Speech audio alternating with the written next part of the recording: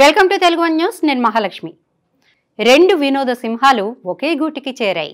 వారి వారి రంగాల్లో ఇద్దరు నిష్ణాతులే. వారిలో ఒకరు కేఏ పాల్ క్రైస్తవ మత బోధకుడిగా గుర్తింపు పొంది ఆ తర్వాత రాజకీయాల్లోకి వచ్చిన పాల్ తన వాగ్ధాటితో ప్రజలకు చాలా తొందరగా చేరువైపోయారు. ఆగండి, చేరువైపోవడం అంటే ప్రజానాయకుడిగా గుర్తింపు పొందేశారని అనుకోవద్దు. ఆయన ప్రసంగాలు ప్రజలకు వినోదం కలిగిస్తాయి.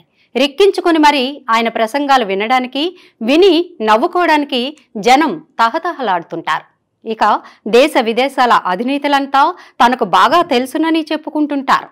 ప్రతి ఎన్నికల సమయంలోనూ అధికారం తనదేనని చాటుకుంటూ ఉంటారు. అయితే ఇప్పటి వరకు ఆయన స్వయంగా కూడా ఎక్కడ గెలవలేదు. ఆయన జనాలకు బాగా ఇష్టుడిగా మారిపోయారు.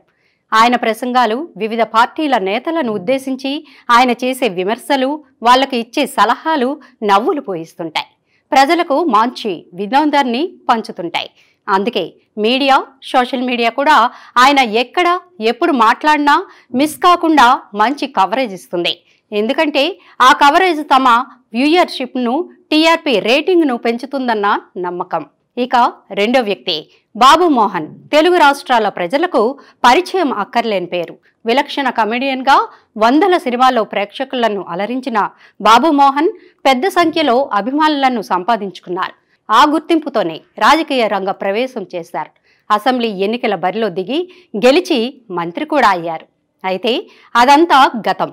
తెలుగుదేశం వ్యవస్థాపక అధ్యక్షుడు ఎన్టీఆర్ వీరాభిమాని అయిన బాబు మోహన్ తెలుగుదేశం పార్టీ నుంచే రాజకీయ అరంగేట్రం చేశారు. చంద్రబాబు కేబినెట్లో కూడా మంత్రిగా కూడా పనిచేశారు. రాష్ట్ర విభజన సమయంలో ఆయన బీఆర్ఎస్, అప్పుడు టీఆర్ఎస్ పార్టీలోకి జంప్ కొట్టారు.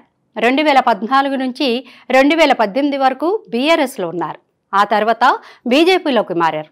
2018 ఎన్నికల్లో బీజేపీ తరపున ఆందోళన నుంచి బరిలోకి దిగారు. పరాజయం పాలయ్యారు. ఆ తర్వాత బీజేపీకి దూరంగా ఉంటూ వచ్చారు. ఇప్పుడు తాజాగా ఆయన ప్రజాశాంతి పార్టీలో చేరారు. ఆ పార్టీ అధ్యక్షుడు కేఏ పాల్ సమక్షంలో ప్రజాశాంతి పార్టీ తీర్థం పుచ్చుకొని వరంగల్ నుంచి లోక్సభకు పోటీ చేయనున్నారు. ప్రజాశాంతి పార్టీ వరంగల్ లోక్సభ అభ్యర్థిగా బాబు మోహన్ పేరును కేఏ పాల్ అధికారికంగా ప్రకటించేశారు. దాంతో ఇద్దరు కమెడియన్లు ఒకే గూటిలో అంటే పార్టీలో ఉన్నారంటూ ఆసక్తికర చర్చ జరుగుతోంది. గెలుపు ఓటములతో పని లేకుండా వరంగల్ లోక్సభ స్థానం రాష్ట్రంలోనే హాట్ సీటుగా మారిపోతుందంటూ పరిశీలకులు తమదైన శైలిలో విశ్లేషణలు చేస్తున్నారు. వరంగల్ లోక్సభ స్థానంలో తమ ప్రచార కార్యక్రమాలకు జనాలను తరలించాల్సిన పని లేదని, స్వచ్ఛందంగా ప్రజలే పెద్ద సంఖ్యలో సభలకు వచ్చేస్తారని ప్రజాశాంతి వర్గాలు సంతోషం వ్యక్తం చేస్తున్నాయి.